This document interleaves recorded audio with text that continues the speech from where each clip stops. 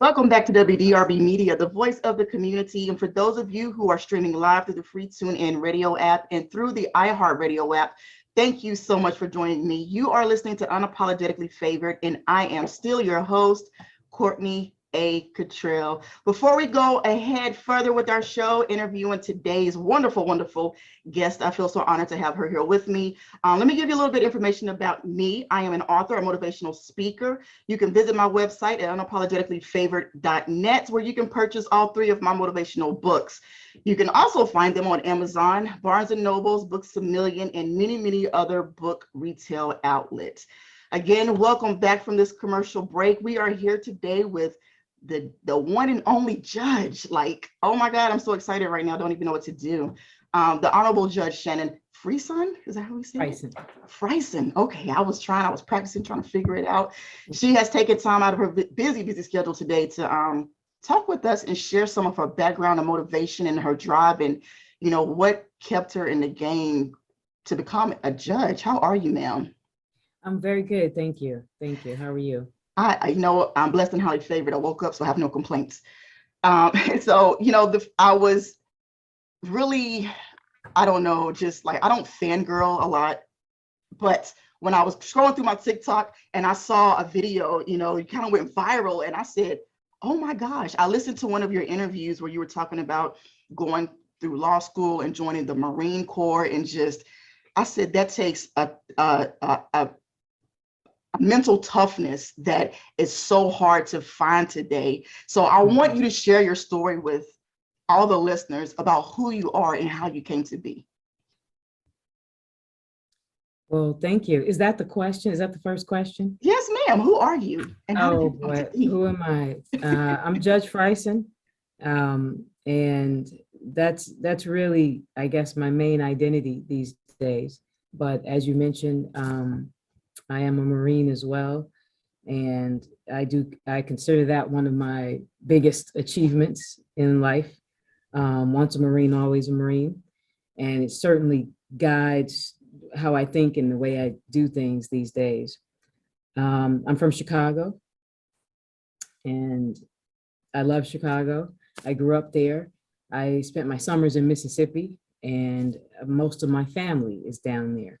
So like a lot of Black families in the Great Migration, my mom went from Mississippi to Chicago, where she had me and where I went to school. I went from there to the East Coast for college. I came to Harvard. Great experience, wouldn't trade it for the world. We actually have our reunion this weekend, 30th reunion. I'm getting very old. 30th reunion? 30th reunion for undergrad. And so I'll be happy to be joining a bunch of my classmates this weekend there. I went from there to Georgetown for law school. So I went down to DC, another great school, wouldn't do anything differently. A big school, lots of students, a pretty big Black community there as well. And I went from there.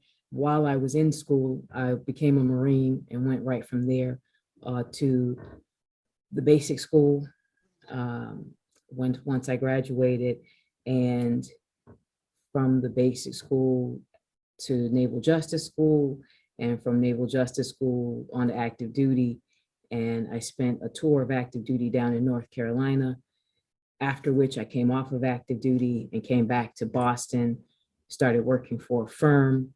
I worked for that firm about 7 years before I went out on my own and opened my own firm as a solo practitioner.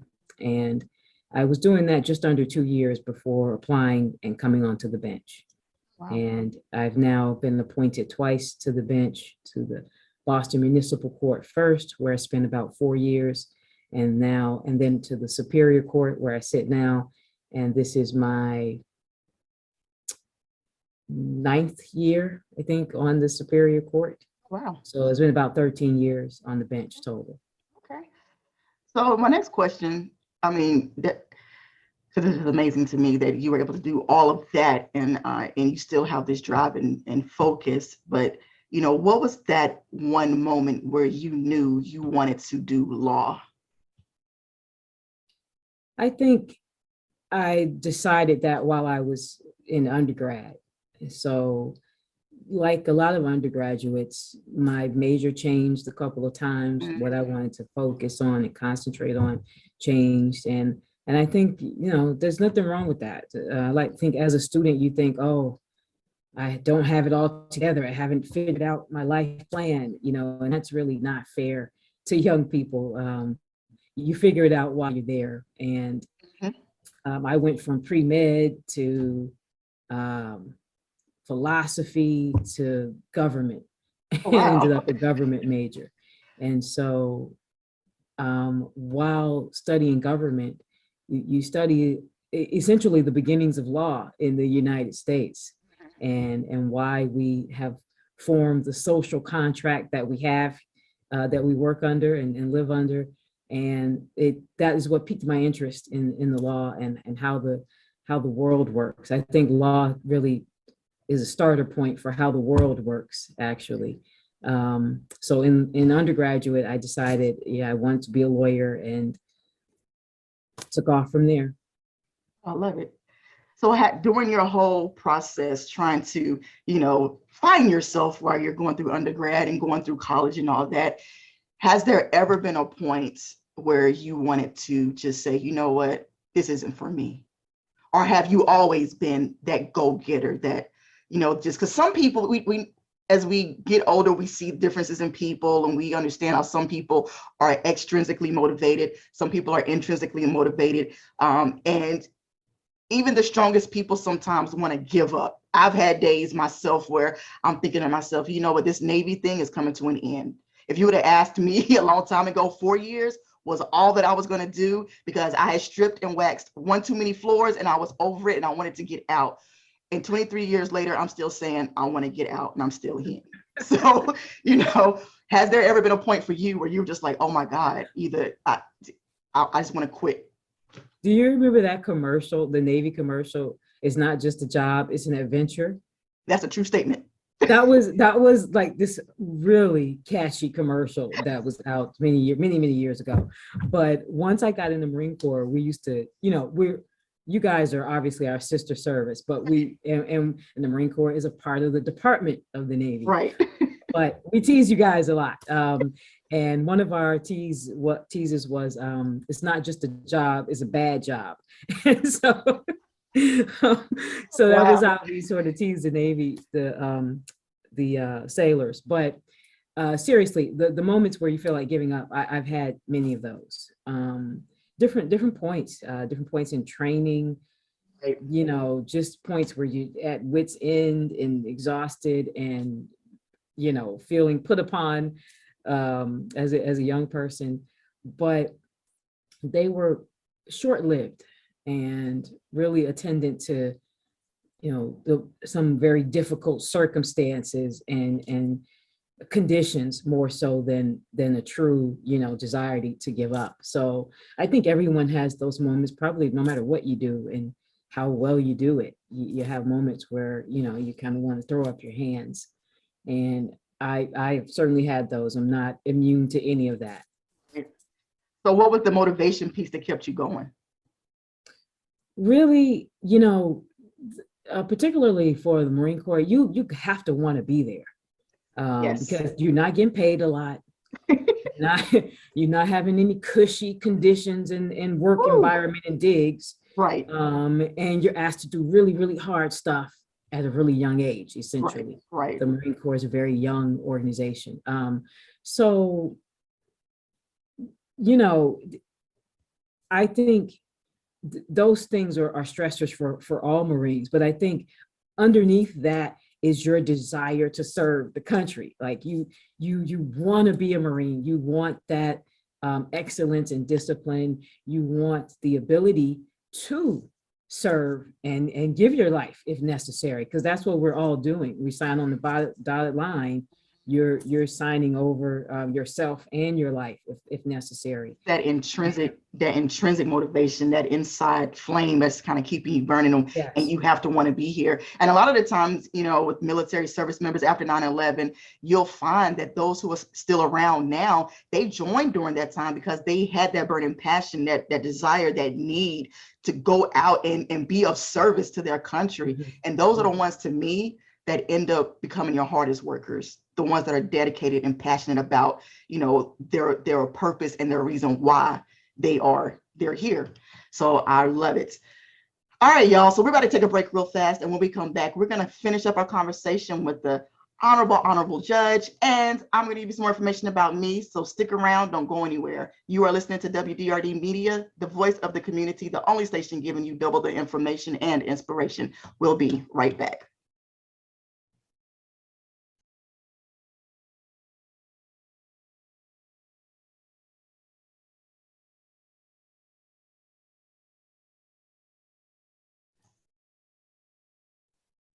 Welcome back to WDRB Media, the voice of the community. Again, if you're streaming through the free TuneIn radio app and through the iHeartRadio, you are listening to Unapologetically Favored with me, your host, Courtney Cottrell, and the Honorable Judge Frison. We are here having conversations, catching up with her about her motivation and how she came to be like a viral sensation. That's how I found her, and I'm so glad she took the time out to sit down and have a conversation with us. So I'll seeing your path, knowing your path, understanding everything that you have been through, there are a lot of people, I guess the younger generation now, they are more motivated than ever to go out and be great and do great things. But a lot of the times we know when people are, kind of on the path towards greatness, the mindset can set you back, discouragement can set you back, a lack of confidence can kind of set you back, and you end up blocking your own blessings because you don't feel like you're deserving of, or you don't feel like you can do it. So I want to give you 3 phrases, and I want you to tell me what your response would be to these phrases. The first one is, I can't do it. What would you say? I think that just that's really probably a cop out for anything that you really want to do.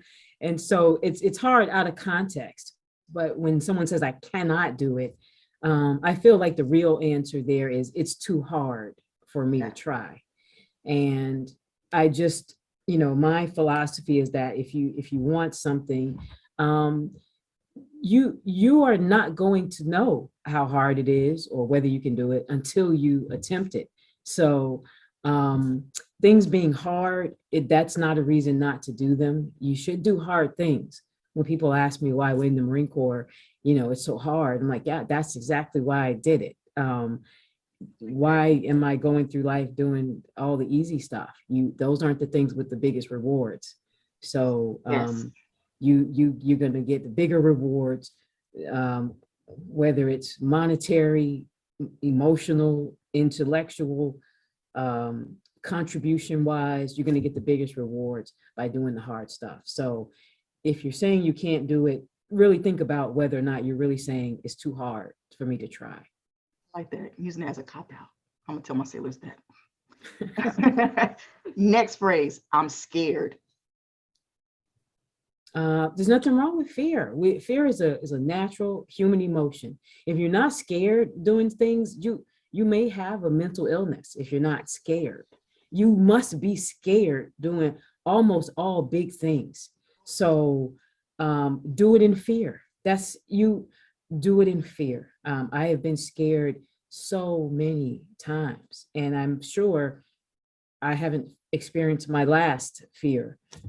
But the things that are important to you and the things that you want to do in life, I think you have to do them in fear because life is so short. So when you think about it, just think about your own age and how quickly you've obtained this age and what all you still want to do. I always feel like I'm racing against myself to do all that I want to do in life. Mm-hmm. And you really, I think I just turned 52 last month, and I think in your 50s, yeah, you really discover how short life is. There's this side of 50, and then there's that side of 50. And you have to take an accounting of your life and say, okay, have I really done what I need to do, what I want to do? Have I done what I will be happy knowing when I'm dead? That I'm good because I can go because I've done this, or I've accomplished that, or I've made sure this or contributed that. Whatever it is, you've got to do it in fear, I because always like tell people that's that little human. dash, the little Say that dash, again. the little dash between your birth date and your death date. I'm like, what There does you go. what There is you that go. dash gonna mean to people? What is Absolutely. your memory? Absolutely. Like, how do you want to leave your legacy? Have you That's done right. everything? Is everything good? Never live with regrets. If you can lay your head down every night and say, you know what, I had a good day. Hey, you're good. You're Yes. good. All right. So last one is gonna be, there is no one who looks like me. I don't want to do it. That's great. Then you have no one to compare you to. Um, Everyone will be compared to you thereafter. Everyone who looks like you will be compared to you after you set the example. I'm very serious about setting the example. The Marine Corps is big on setting the example, military in general. We talk about that a lot in our leadership training. And I think that, just like doing it in fear, you've got to do it in the absence of a model. You've got to do it in the absence of people who've gone before you. There will be some things you endeavor to do that you have an example, a lead, someone to sort of guide how you're going to do it and how you want to be in that role or position, but not always. And there's got to be a first at some point. If there's no women, there's got to be one. If there's no Black people, we got to get one. If there's no people with disabilities, then we need some. If there are no people who are on the LGBTQ spectrum, then what are we waiting for? There's going to be a first for all sorts of people to do all sorts of things. And I think, there's some honor in being the first of your tribe, whatever that is, to be in a particular role. So that absolutely should not stop you from doing anything. Last year, when I did a guest speaking event for Women's History, I shared with them like a snippet of my first book, and we talked about this phrase. A lot of people don't want to do something because there's nobody there that looks like them. So my rebuttal to that was, well, what if you were the person that was supposed to be destined to take that position, but because you're running from it, you don't miss your blessing. There you So go. all And about the it's not a mindset. barbecue. It's not a barbecue. You don't have to, all your friends don't have to be there. Right. You can be the one paving the way Shattering for the glass ceilings. Letting there it you go. go. All right. So very last question for you today is, what would you tell someone who wants to pursue a goal, but yet they just have that doubt and they lack the confidence to do so? What I would say to someone feeling that way, but still with the goal in mind, is to put yourself around people who will inspire you, who will help you, and who will support you in doing that. So, everyone has to have a network of some sort. I think Americans, we like to think, oh, we did something great all by ourselves and just rose to the top on our own merit and talent and good looks or whatever. But it's almost never really true. You have to have a network. It's like the Verizon guy walking around, can you hear me now, with the whole network of people behind him. It's a funny, sort of depiction of a network where people are all walking around with you. But in reality, that's really what you're doing going through life. I have a very tight network of family, friends, Marines, judges, all the people in the walks of life that I'm in who support me um, and help me when I need that and guide me when I need that. So we've all got mentees and mentors. And so you've got to put yourself around people who will do that for you. And if you don't have a network, create one. Find somebody. If you want me to be in your network, hit me up and say, you're somebody that I want as a mentor. I don't know a lot of people who decline mentoring someone. Right. So if you ask, you're probably going to get it. And that's not just me and not just judges. I think that's in general. So, speak up. And if you don't have a network, build one. If you have a network, start utilizing them. So for people to follow you and see the work that you're doing in the community, because I know I follow you and I see, speaking events that you do, how can people follow you and your work that you provide to, just people? Like, I love it. I love your passion. I love what you do, but, how can people follow Thank you. Well, you can always come to court. You can come No, to I court. don't do that though. watch some proceedings if you would like to follow that aspect of me. You can also follow me on social media. So I try to discuss issues, start conversations, educate people on the law and what judging is about.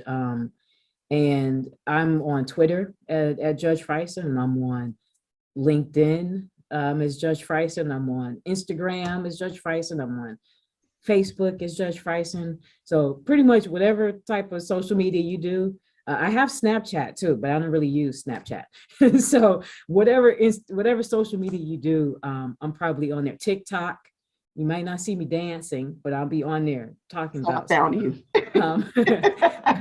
I might do one dance sometime, but I'll be on there, and essentially across all of them will be very similar discussions and messages. So you can find me as Judge Frison on any of those.